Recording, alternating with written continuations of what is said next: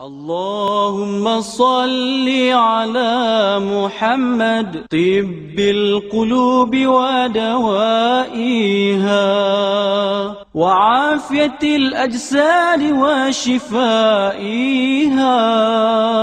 ونور الأبصار وجلائها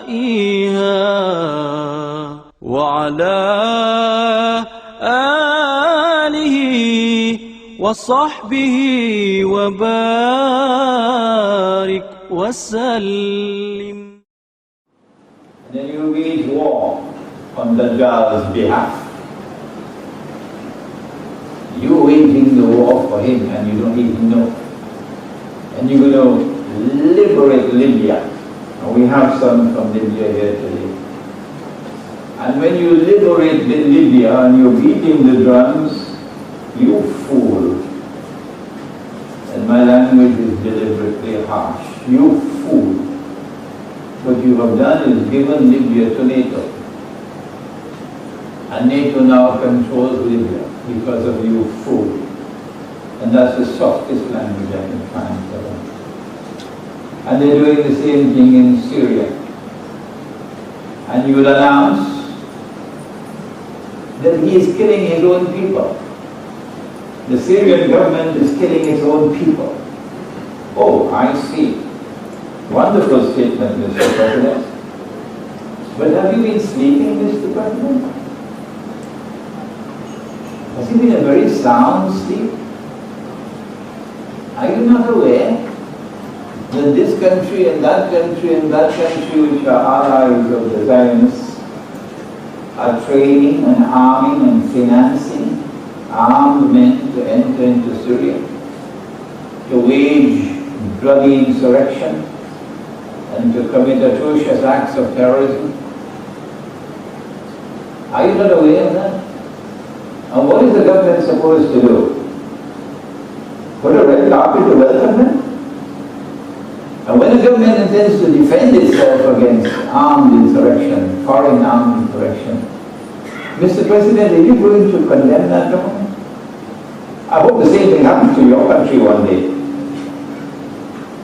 If you don't have the know, you would not know, for example, that a loan from the IMF at 1.5% interest is still riba. So you will send to Azhar University for a fatwa. They have eyes and yet do not see. This is how important is this methodology. Islam to Iman to Hussein. And then in question we'll find what are the signs of the last day. And two are given. One is that you'll find the naked barefooted shepherds competing with each other in the construction of high-rise buildings. That's easy to see. That's plain as clear. That's all there in the open. You don't even need spectacles for that. Okay? What's the second one? And tell you that the slave woman will give birth to her mistress. Two different signs, not by accident. These two different signs are given to teach us about methodology.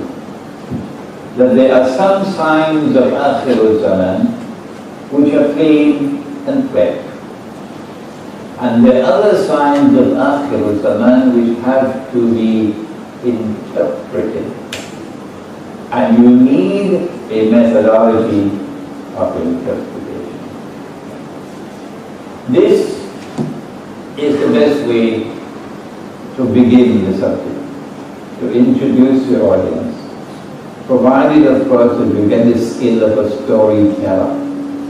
So that's the hadith with which we will begin the subject of Ilmu Akhirul Zaman. We then turn now to methodology.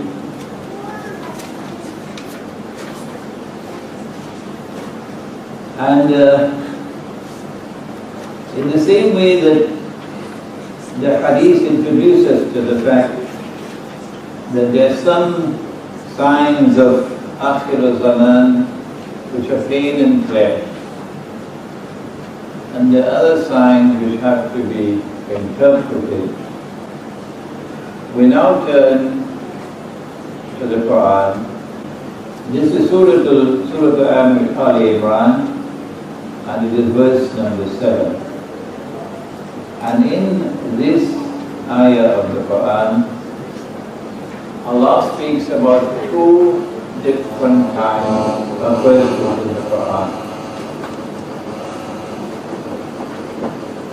confirming what we just said about those two signs of the last day: the lofty tall buildings and the slave woman giving birth to her mistress. The second one is difficult, very difficult, and you need a proper methodology to be able to penetrate number two. Not easy. Similar other verses of the Quran. There you are. There are some verses of the Quran which are plain and clear. فَمَنْ شَهِدَ مِنْكُمُ الشَّهْرَ فَلْيَصُمْ. The month of fasting is Ramadan. There's no two questions, no ifs and buts about that. It's Ramadan, although Habib Bouraqiba in Tunisia wanted to change it from Ramadan. The month of fasting is Ramadan. Okay? The ayah is plain and clear. Most of the verses of the Quran are like that. Plain and clear. And these are Ummul Kitab, this is the foundation of the book.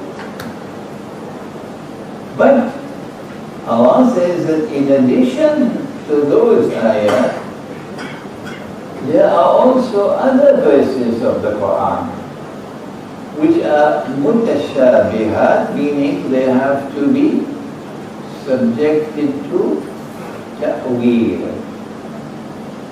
They have to be interpreted. And now, remember that the Quran came down to the heart of the Prophet ﷺ. He then spoke the words of the Quran, and the scribes would record what he spoke. And after they had recorded it, he didn't say, "Show me what you've written, let me check it out." Fine. He could read. Yeah. So he asked them to read what they had written. And then he confirmed what they had written was correct. So, listen carefully. The punctuation did not come from above. We put in the punctuation. The i'rab did not come from above. We put in the fatha and kasra and dhamma. And sometimes the same word with identical spelling, the same spelling, the same word, the same spelling can be pronounced differently with two different meanings. Alright? So be careful. Mutashabihat are those verses of the Quran which have to be subjected to ta'weel. Ta'weel means interpretation. Now, the verse goes on to say that only Allah knows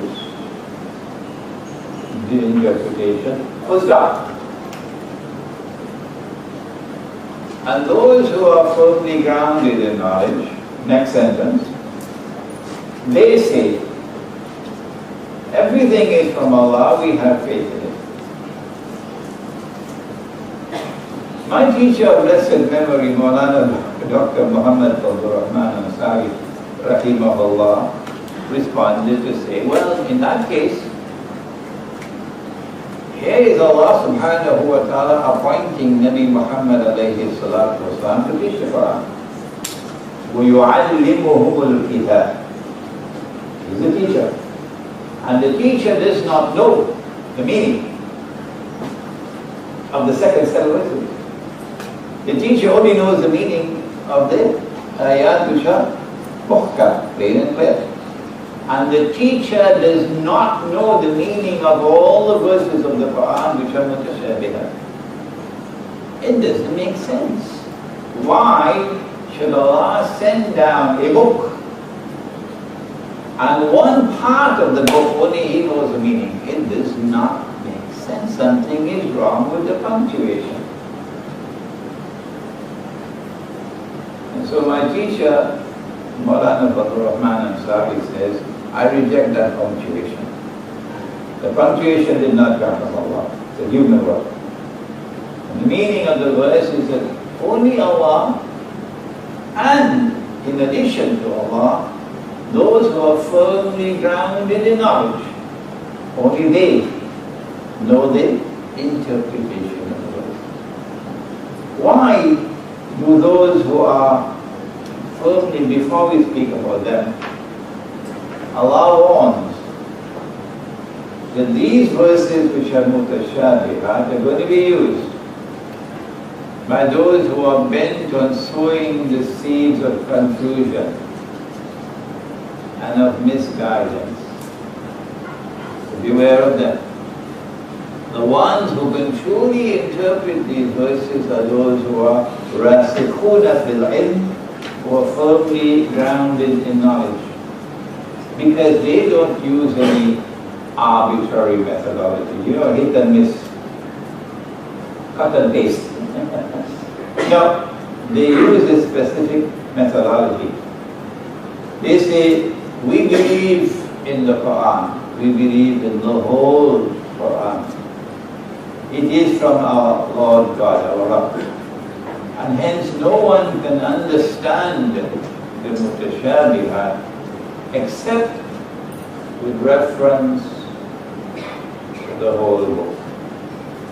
Except with reference to the whole book. In other words, we're being given the mother of all lessons here. Do not be haphazard.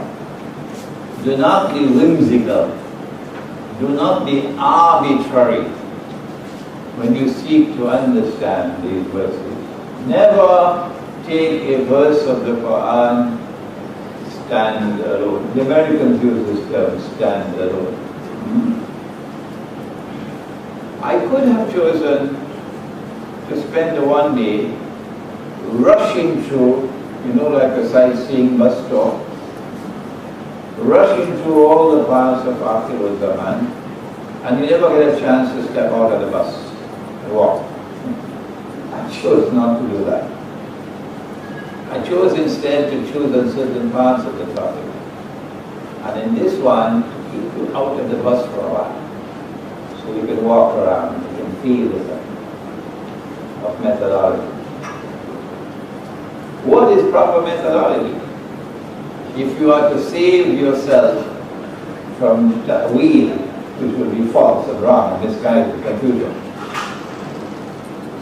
Allah teaches methodology at the very beginning of the Quran. He is not deficient in the use of language. No. فَوْقَ كُلِّ ذِي عِلْمٍ عَلِيمٍ. He is the most learned. And so when he chooses to frame a sentence in the Quran, an ayah in the Quran, pay careful attention. Not only to the content, but to the form. And here he is, subhanahu wa ta'ala, introducing the subject of Adam alayhi salam. And having taught him the nature of all things, he then orders the angels to bow down and make sajda before Adam alayhi salam. The order is given to the angels This is slide number 3. That's right. The order is given to the angels. Bow down and make sajda before Adam alayhi salam. Fasajadu. So they all bow down. In other verses of the Quran, kulluhum ajma'in, all of them bow down and made sajda. Illa Iblis. If you extract this verse of the Quran and seek to understand it without reference to the rest of the Quran,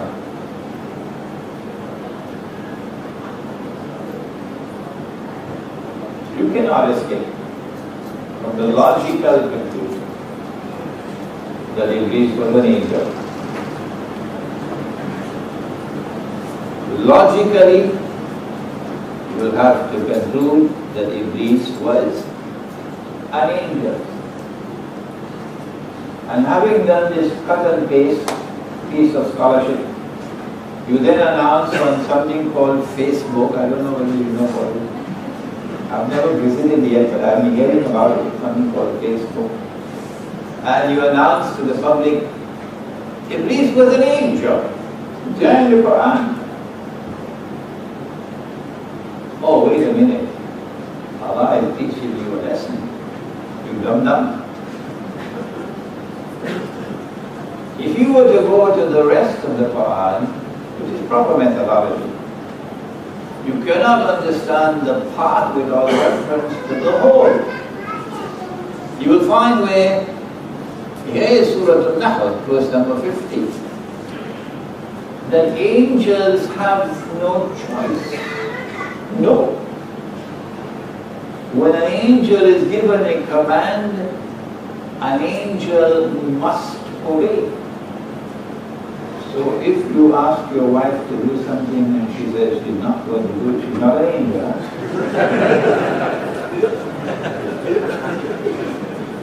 Angels must obey. وَيَفْعَلُونَ مَا يُؤْمَرُونَ. They do what they have been ordered to do. If you had studied that verse of the Quran, you would then have understood, oh wait a minute, he disobeyed. So he could not have been an angel. And I've made a fool of myself with my inadequate methodology. And I've declared on Facebook, he's an angel. And now my face is red with embarrassment.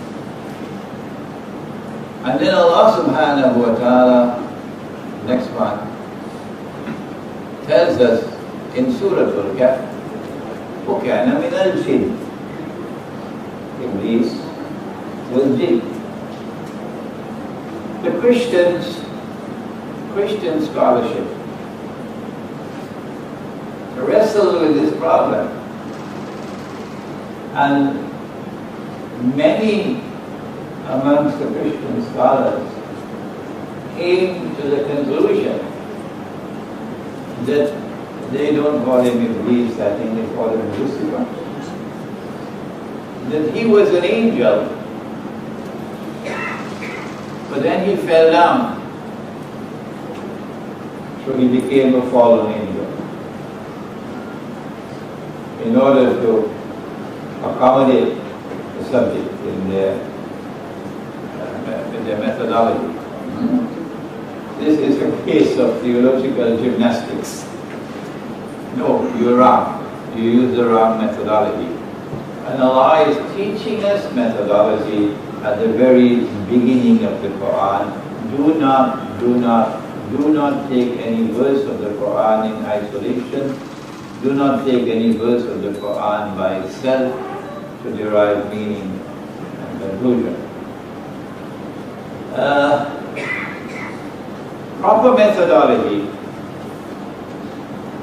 is to understand the part with reference to the whole. And so, now fasten your seat belts, put on your thinking cap. But this is perhaps the most important part of the whole day. And so, proper methodology is that you have to go through the Quran to locate all, if I may be forgiven for using the word, all the data in the Quran, which is connected with the subject. And bring all that data together. And since the Quran is non-contradictory, وَلَوْ كَانَ مِنْ عِنْدَ غَيْرِ اللَّهِ لَوَجَدُوا فِيهِ اخْتِلَافًا كَثِيرًا. Had this Quran come from a source other than from Allah, you would have found in this Quran many instances of contradictions, inconsistencies, internally and externally. But there are no contradictions in the Quran. The totality of the Quran is harmony. So when you have located all the data from the Quran, you have to bring all that data together in a harmonious whole, integrate it together in a harmonious whole. To integrate all that data into a harmonious whole, you need not only knowledge, you need knowledge, so you've got to do your homework. You've got to do your homework. وَأَلَيْسَ لِلْإِنسَانِ إِلَّا مَا سَعَى. If you don't plan, you will not read. And more than any other thing, it is in this subject that you've got to plan if you want to read. So you've got to do your homework. To seek to integrate all that data from the Quran into a whole which will be a harmonious whole, with no inconsistencies, no contradiction, and that is not an easy task. So don't attempt to run when you do not even as yet know how to read. Be careful. But in addition to that, as every scientist will tell you, all the major discoveries of science are like this. You need something more than the rational effort. Something more than the cerebral effort.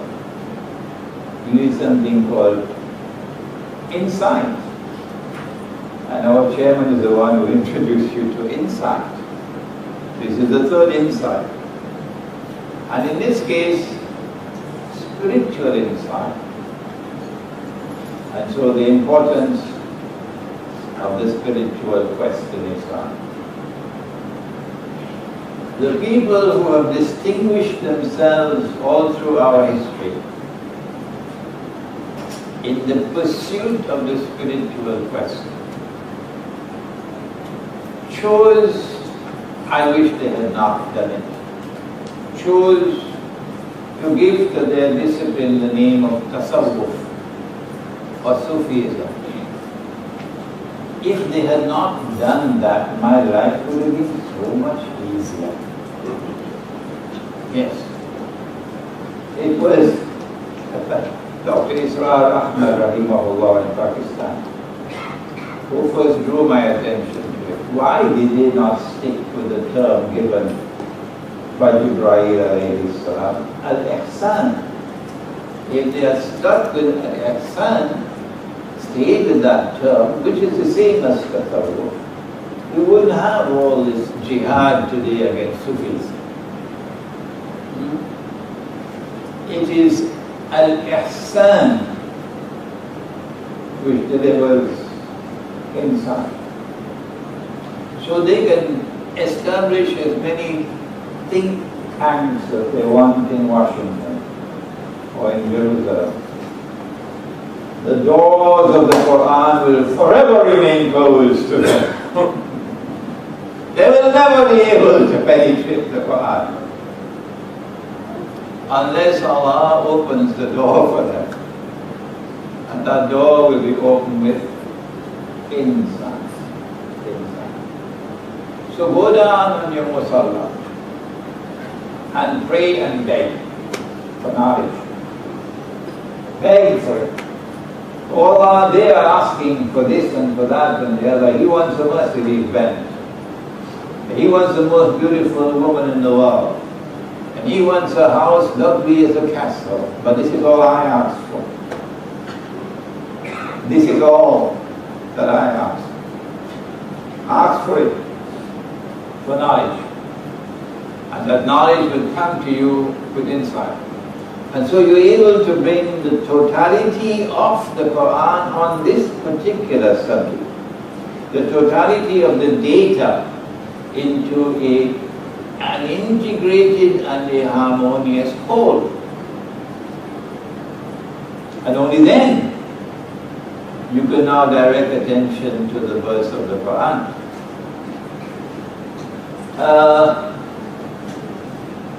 Let me see, I think maybe I can do it, we still have some time. Here's an example. I was invited by the Methodist Church in the United States to address a gathering of Methodist ministers from the United States, Canada, and from other parts of the world. Some came from the Arab world. And there were 200 of them in this hall in upstate New York. And I'm invited to address them. I'm probably the only Muslim in the whole hall. And after I gave my talk, they're very polite people, the Americans, ripple of applause. Then one elderly minister held up the Quran in his hands. Yusuf Ali.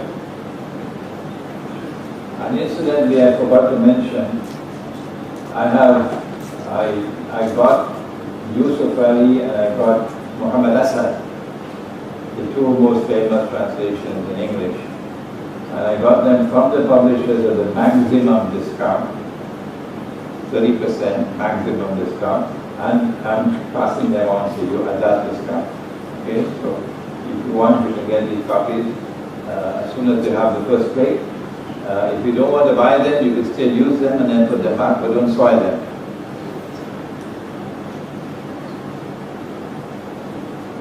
Okay.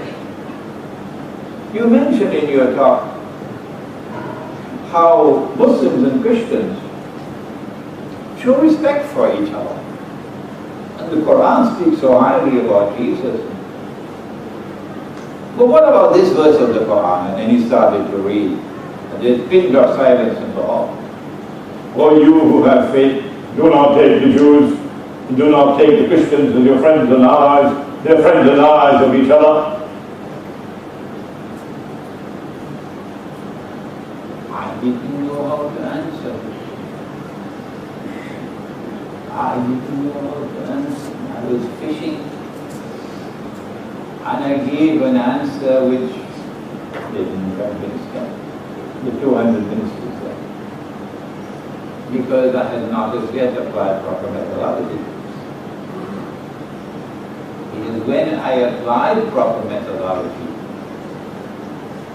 that I suddenly found that there was far more to this verse than you could find in the Tafsir, where they are directing attention to Christians at that time and Jews at that time, this tribe and that tribe and the other tribe. O you who have faith in Allah, do not take the Jews and do not take the Christians as your friends and allies. Is Allah speaking of all Jews and all Christians? To answer that question, we've got to go to the whole Quran. And when we go to the rest of the Quran, it becomes very quickly, very clear that Allah could not have been speaking about all Jews and all Christians. Proper methodology saved us from the mistake. Proper methodology. We don't have the time to take you through all those verses. But then if Allah is not speaking about all Jews and all Christians, which Jews and which Christians is he speaking about? Now the answer is right there, ba'duhum awliya ba'd. Meaning, do not take such Jews, do not take such Christians as your friends and allies, ba'duhum awliya ba'd, who themselves are friends and allies of each other.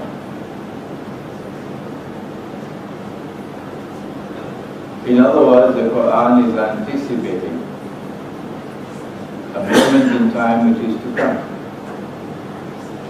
when a Jewish-Christian alliance is going to be established. That Jewish-Christian alliance never came into being in Eastern Christianity. No. What used to be Byzantium, what the Quran refers to as Rome, Ghulibat al-Rum. That Jewish-Christian alliance came into being from Western Christianity, not Eastern Christianity. And that Jewish-Christian alliance gave us Zionism. Christian Zionists and Jewish Zionists. And the military arm of that Christian-Jewish alliance is NATO. The fools in Libya, the absolute fools in Libya, didn't know the verse of the Quran. When they entered in alliance with NATO, their argument was, we can take help from anywhere in the world, even from Satan, to achieve our objectives. And they didn't make an alliance with Satan. And look where they ended up. And if you make an alliance with them, وَمَنْ يَتَوَلَّهُ مِنْكُمْ فَإِنَّهُ مِنْهُمْ. You've lost your Islam. Here is a verse of the Quran which we can now understand for the first time in a new way. This is not to say that the meanings which were extracted in the tafsir are invalid, but that was not all. That was all. The Quran is saying more. So proper methodology gave us a new way of understanding a verse of the Quran, which prohibits Muslims from making friendship and alliance with the Judeo-Christian alliance, which today controls power in every part of the world except that part where Mr. Putin is in charge. Now then, we proceed. Proper methodology is not only that you take that which has come down from Allah, get the totality of the data, and bring it together as an integrated organic whole, but more than that. Allah subhanahu wa ta'ala appointed a teacher.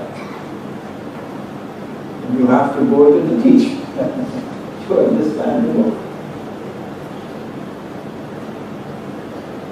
But while the book is protected by Allah, إِنَّا نَحْنُ نَزَّلْنَا الذِّكْرَ وَإِنَّا لَهُ لَحَافِظُونَ. Allah protects the book. Allah has not declared that He is going to protect what the teacher has done.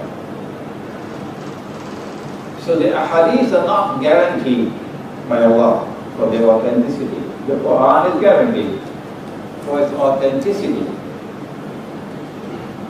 Well then, how do we use the ahadith? There are those who write off all the ahadith. We are people of the Quran alone. They make a mistake. There are those who, once a hadith is sahih, that's it. No one must ever question a sahih hadith, otherwise you lose your head. That's right. The Quran sits in judgment over the hadith.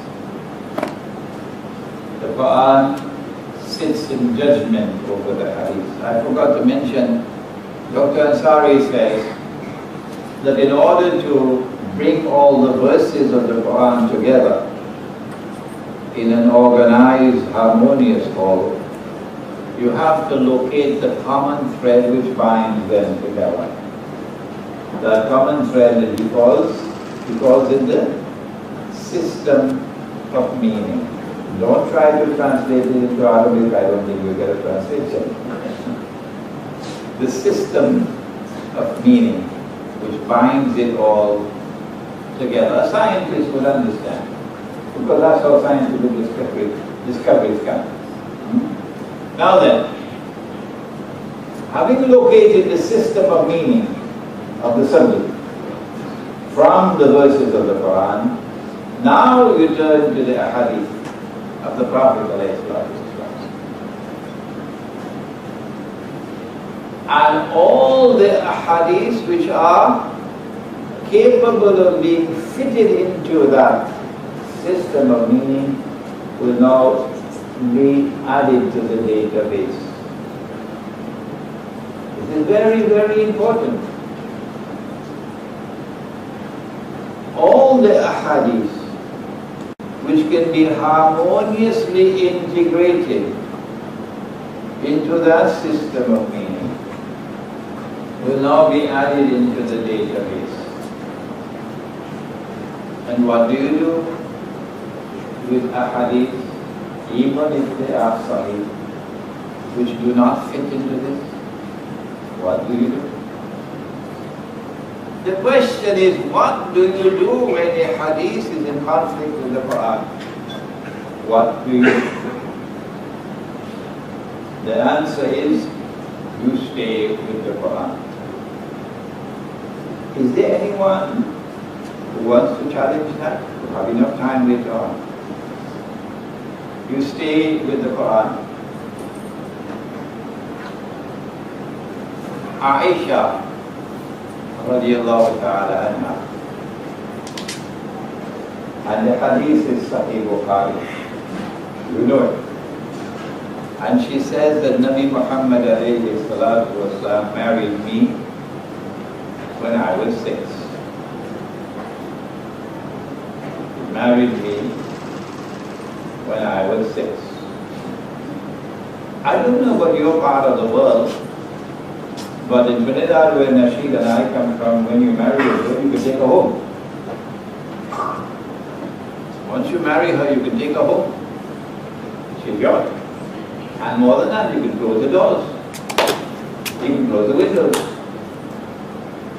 And if anyone wants to come inside of the home to take a look, you can then get out. There's private property here. So you can marry a 6-year-old girl and take her home. Close the door, close the windows.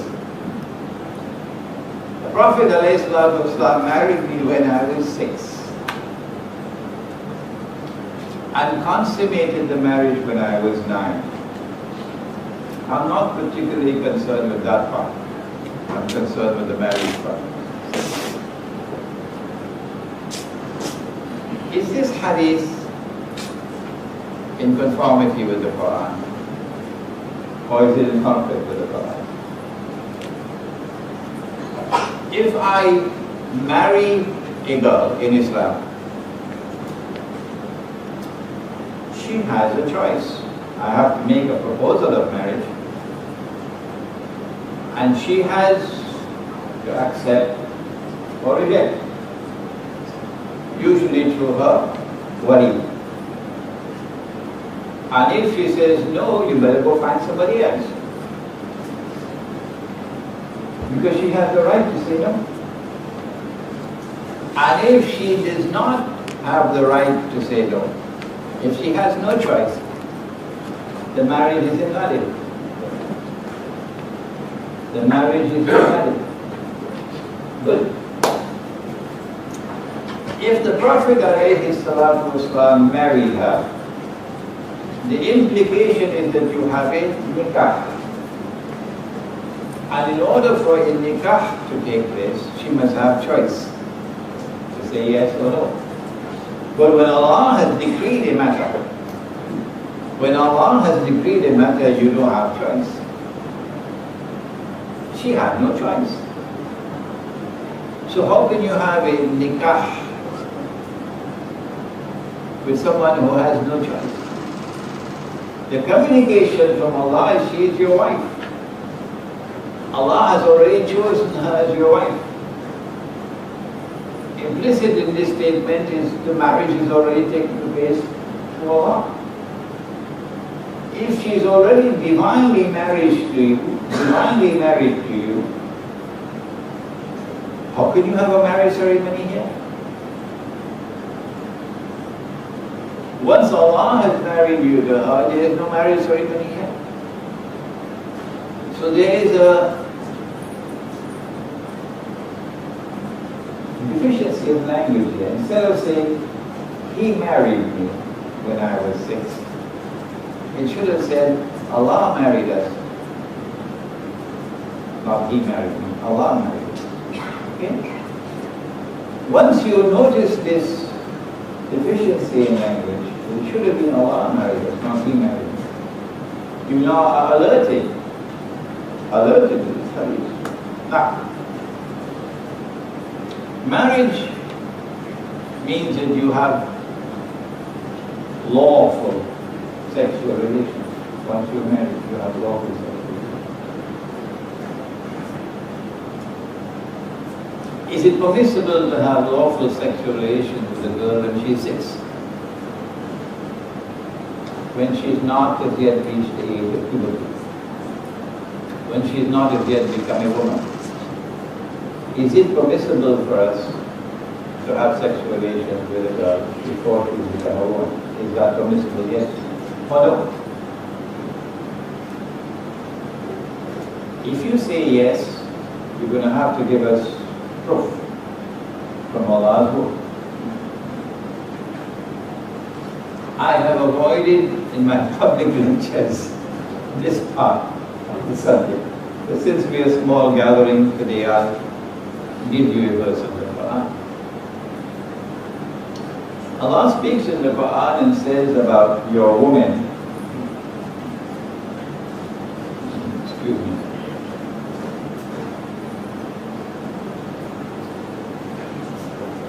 He says, Nisa'ukum harthul lakum.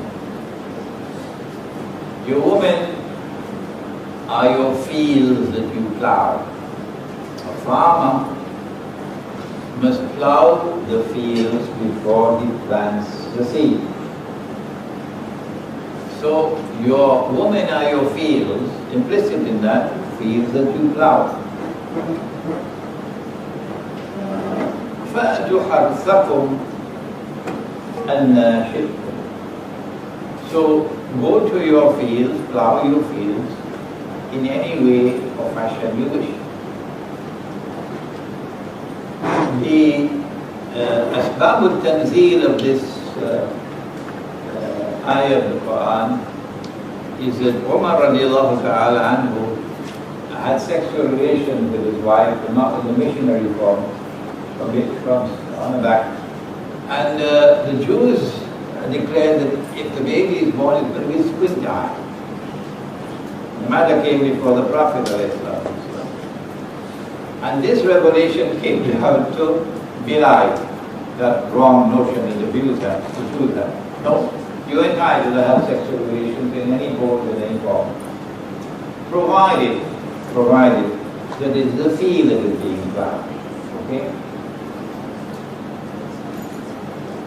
The field becomes a field only when a seed can be planted, and if Allah allows germination, it can germinate. Only then can it be called a field. Can a 6-year-old girl be considered to be a field? That if you plant a seed, the possibility exists that it can fertilize and grow.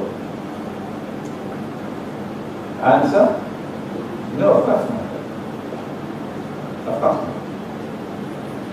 And so I have come to the conclusion, if others differ with me, they have the right to do so. But they must do it publicly, not in private.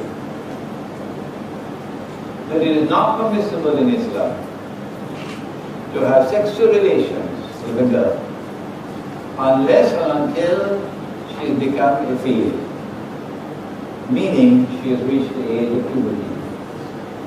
So that if you plant a seed it has the chance of fertilizing and she can become pregnant. If you marry a girl before that and you're not allowed to have sexual relations with her, but you're allowed to take her home, are we going to have to install cameras in the home? To ensure you don't do anything with her? Doesn't make sense to me. I know that the Australian government has great concerns about Australian citizens who are pedophiles. I'm not bad talking Australia, I'm talking about the Australian government. If we say that women are allowed, you can marry a girl at age 6 in Islam, every Australian pedophile will become Muslim.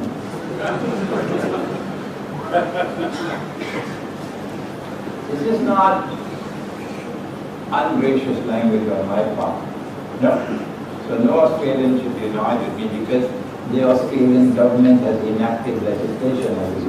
We have some Australians here. Yeah. So have they enacted legislation? I believe they have enacted legislation now that you can be prosecuted in Australia. If you go to Indonesia, for example, and do such a thing, you come back home, they can prosecute you in Australia. And so I have come to the conclusion that this hadith is in conflict with the Quran. And so if a case comes before the Sharia court in Egypt, what should the Sharia court do? Here is an Egyptian couple with a 6-year-old daughter. And here's a man who is 55 years old and choose a particularly ugly looking man. Not like Dr. Umar's wife, his wife is very handsome. And my wife is also doing a good job. So you choose an ugly looking 55-year-old and you have CNN and Al Jazeera there, so captain. And the mother comes before the Egyptian Sharia court. What is the court to do? If you adopt the proper methodology, you would throw out the case. Because this hadith is in conflict with the Quran. But if you adopt the wrong methodology, you will say, since the hadith says that Nabi Muhammad ﷺ married her when she was 6, the implication is that marriage with a girl at the age of 6 is permissible in Islam. And when that marriage takes place, and CNN and Al Jazeera capture it, it's going to be repeated over and over again on every television station in the world. And we're going to become the laughing stock of the world. I met with Dr. Muhammad Mahathir, the former Prime Minister of Malaysia, maybe 2 months ago. And very strangely, he was very much interested in this subject. And spent most of the time with me talking on this subject. And when I said to him, Dr. Mahathir, we're going to become the laughing stock of the world. He said to me, we are already the laughing stock of the world. One more. Proper methodology and wrong methodology. Because this is crucial to the study of Akhir Zaman. That's why I stopped the bus so you can get out and walk around it.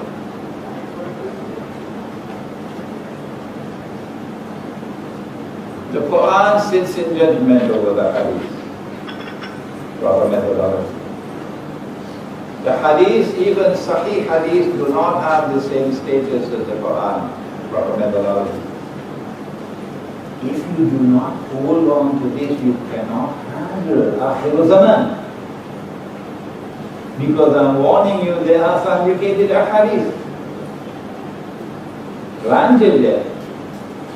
And you're going to step on a time bomb.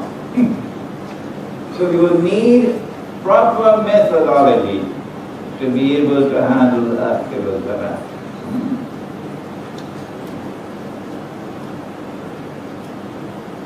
When we arrived in Medina after the Hijrah,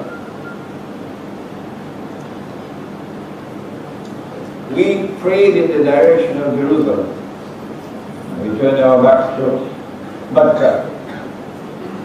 No Arab could do that and survive. How can you turn your back to the Kaaba and you're an Arab? But we did it. The Jews were stunned. They knew that the Prophet was coming to Medina. That's why they were there in Medina. Come on, Rabbi, don't hide it. That's why you were there. And here he is.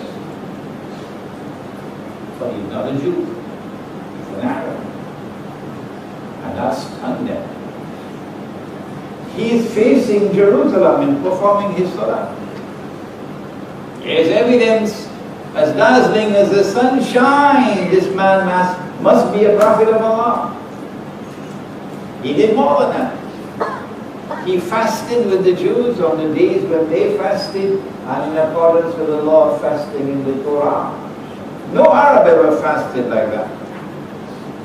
From sunset to sunset, no food. That's difficult. From sunset to sunset, no drink. That's difficult. And from sunset to sunset, no wife. That's impossible. Or we fasted like that. When we fasted like that with the Jews on the days when they fasted in accordance with the law of fasting, here's evidence as dazzling as the sunshine. This man could not have been other than a prophet of Allah. So then they made a plan. They made a plan to fix him up. They brought two people who had confessed to zina. O Muhammad alayhi salatu wasalam, you judge the case. He asked, what do you do? They were stunned. They didn't expect that. Oh, we make their faces black and we beat them. Is this the law in your book? Bring your book. Now they're beginning to perspire. Because the plan is, I think it's an Australian word, backfiring. Boomerang. So they brought the Torah. And someone is appointed to recite. And when he came to the verse of Rajab, he put his finger out. Abdullah bin Salam was their rabbi, taking the Shahada. And he was standing there, he said, where is your finger? Now read. I know you'd like to see this video one day. So he had to recite. Here's the verse of Rajab. In the Torah, the punishment for zina, whether you're married or unmarried, is same law. Is Rajab, stoning to death. So when he recited that verse, then they started to stomach. Well, you know. When the small people committed zina, we had to stone them to death. But when the big men committed zina, we had to get them off. So we had to come up with a solution. So we came up with a solution. We changed the law to the new law. The Prophet ﷺ then ordered the two people to be stoned to death. And they were stoned to death. This was the first time in maybe centuries that the Jews were seeing their law being enforced before their eyes. It had not been enforced for so long. Here was evidence as dazzling as the sunshine. This man is indeed the Prophet of Allah.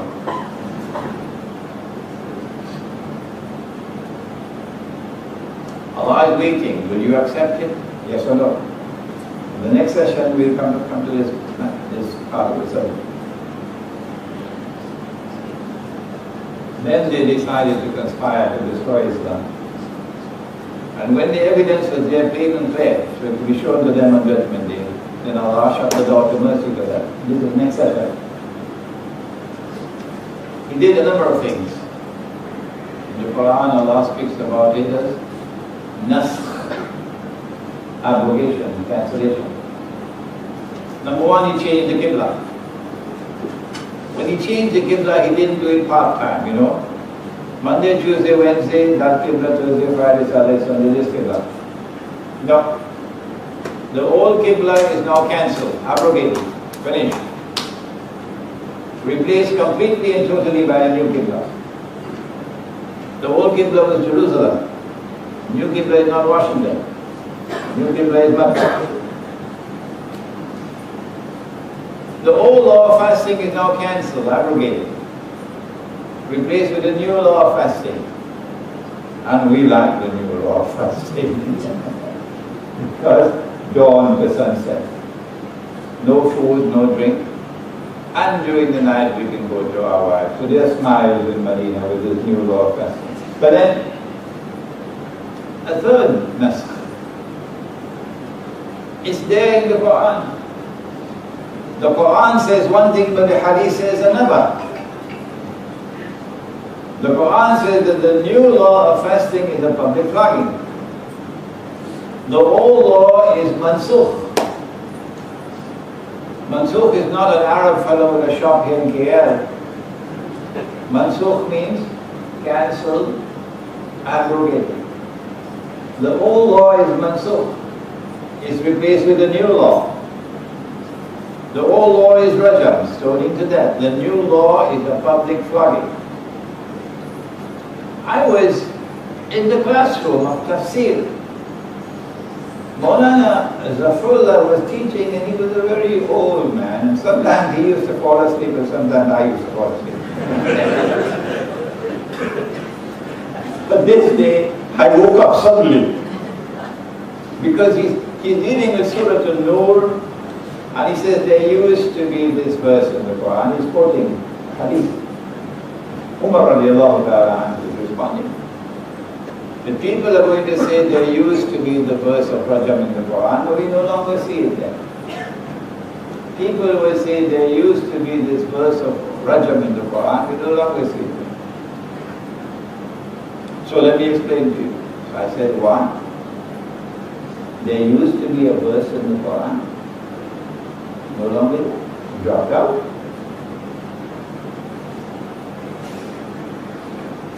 I couldn't say it in the classroom. This sounds like a load of rubbish. I waited until the class was over, and I went to Dr. Ansari's office. I said, Maulana, this is what they just taught me in the classroom. There used to be a verse of Quran in the verse of Rajam in the Quran, is no longer there. So let me explain to you. If they are unmarried, the Quran is applied. Flogging. But if they are married, the Torah is applied. Rajam. Maulana Fadl Rahman Ansari rahimahullah said, wrong. Son, they're wrong. No verse of the Quran has ever been cancelled or abrogated. And when I explained this, Dr. Mahathir was so happy. Dr. Mahathir said to me, but that is also my view, that no verse of the Quran was ever cancelled or abrogated. But I am trying to tell this to the ulama in my country, but they wouldn't listen to me. That's what he said to me. And so here you have a situation where the Quran is saying one thing and the Hadith is saying something else, and Sahih Hadith. What do you do? What do you do? If you use the wrong methodology, the Zionists are going to pay two people to come to a Sharia court in Egypt to confess zina. And the court of it is going to have to pronounce Rajam, because Washington is going to be crying out loud and the New York Times is going to be shouting, and CNN and Al Jazeera, you know, their sisters, the two of them, shouting out loud, why don't you enforce the Sharia? Come on, enforce the Sharia. So you're going to have to enforce Rajam, because that's your methodology. And when you enforce the Rajam, CNN and Al Jazeera will have captured it. And they're going to play it over and over again ad nauseum in every single television station in the world. And you're going to be more than the laughing stock of the world. Mankind is going to scorn you. mankind is going to look down upon you. And Israel is going to reap tremendous dividends, publicity against Islam. Here is the matter of methodology. No verse of the Quran has been cancelled. None. No verse of the Quran has been abrogated. None. Cancellation and abrogation refers to previous revelations in the previous books, some of which have now been abrogated and replaced with new revelation in the Quran. This brings us to the end of session 1. What I have done is to take you out of the touring bus so you can walk around and feel the sun, feel the earth, on the subject of how important is the subject of Akhirul Zaman. Why did Allah send him, Jibreel alayhi salam? Why? As a human being, in this dramatic way. Why? Obviously, it was close to the end of the life of the Prophet alayhi salam. If you do the research, you might be able to convincingly declare that this event took place after the farewell pilgrimage and the Prophet ﷺ returned to Medina. And he now has about 81 days left in his life before he died. We know that this took place late in his life because when the question was asked, what is Islam? He answered one of the things that constitute Islam is Hajj. And he could not have included Hajj until Fath Makkah. Okay? So why did Allah subhanahu wa ta'ala send Jibreel alayhi salam in this dramatic way? Why these 5 questions? Why this focus on the Sa'ah and the Alamat Sa'ah? Why is it that 2 of the signs are given but they are so different from each other? One is plain and clear, Mubin. The other one, you can't touch it without ta'weel, interpretation. And then the Quran itself tells us, the verses of the Quran are like that. Some are muhkamat, plain and clear, but others are mutashabihat. What about this punctuation, Barbara? Are you convinced with the present punctuation that only Allah knows the meaning of the mutashabihat, not even the Messenger of Allah knows the meaning of one part of the Quran? Or do you believe that this punctuation is wrong? And if the rasikhuna fil ilm can understand the verses of the Quran which are mutashabihat, what is the methodology? The totality of the Quran, we believe in all of it. And therefore you cannot understand the part without reference to the whole. And so the methodology is take all the verses of the Quran on that particular subject.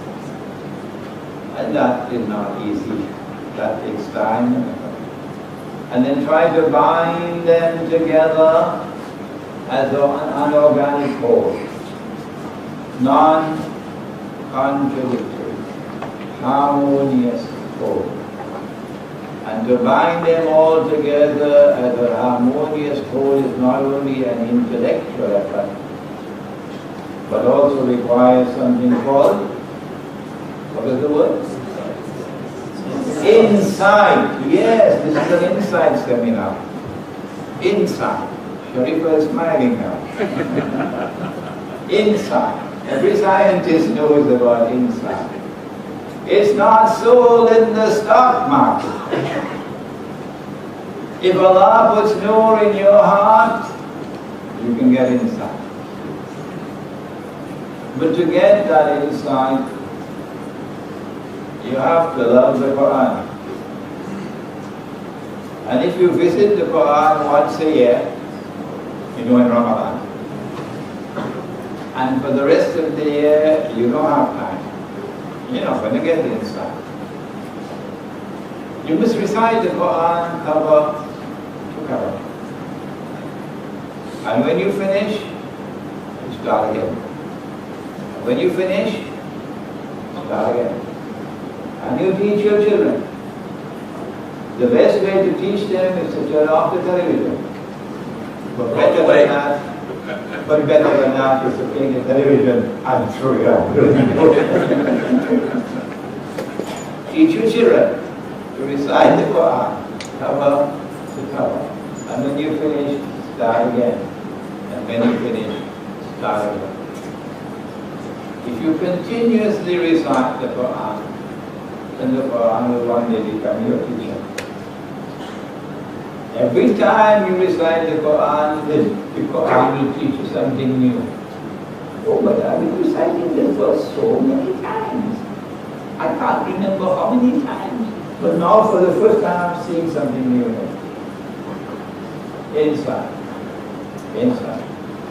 If you use the proper methodology, you get a system of meaning. But Dr. Ansari speaks of the system of meaning of the Quran. And then you integrate the hadith, and then you're able to recognize the fabricated hadith. Important, because ilmu akhir zaman has tried out to fabricate the hadith. One last word, you can pick up your copies over here, Asad and Yusuf Ali. Pictorial is also good. But I found to my amazement when I was preparing for this seminar, that there are so many instances in which Muhammad Asad is deficient in his translation and explanation of verses of the Quran pertaining to Akhir. Not simply that Muhammad Asad rejects belief in the return of Jesus alayhi salam, considers him dead. That's not true. There are more things in it. So you'd want to take a number of translations and check each. If you are French speaking, we have French speaking here. Muhammad Hamidullah has done a translation of the Quran, and there are other translations of the Quran.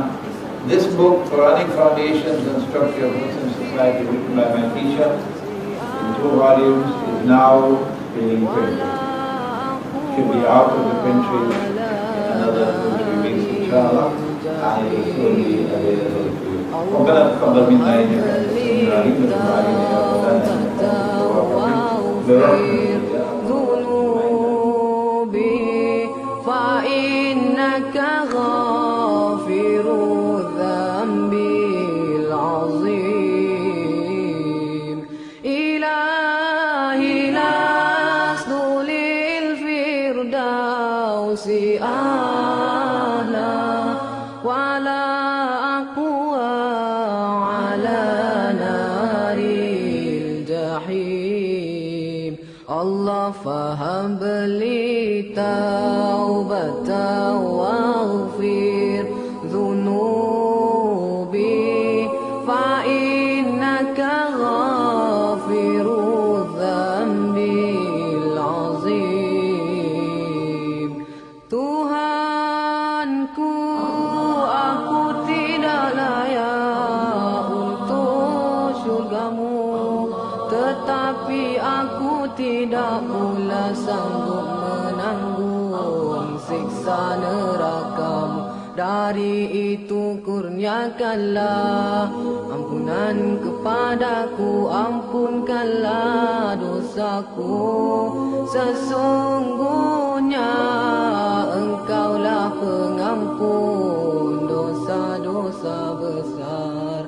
Tuhanku, aku tidak layak untuk syurgamu, tetapi aku tidak pula sanggup menanggung siksa nerakamu. Dari itu kurniakanlah ampunan kepadaku, ampunkanlah dosaku.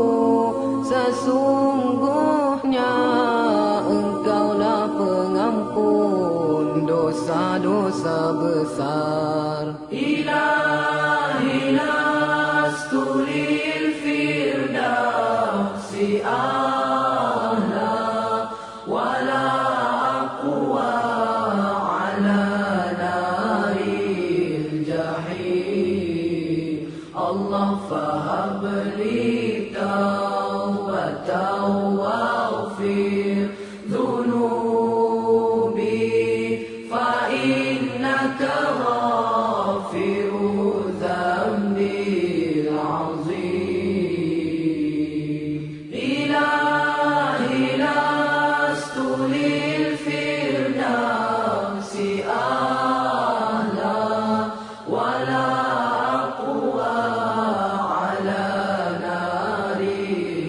إلهي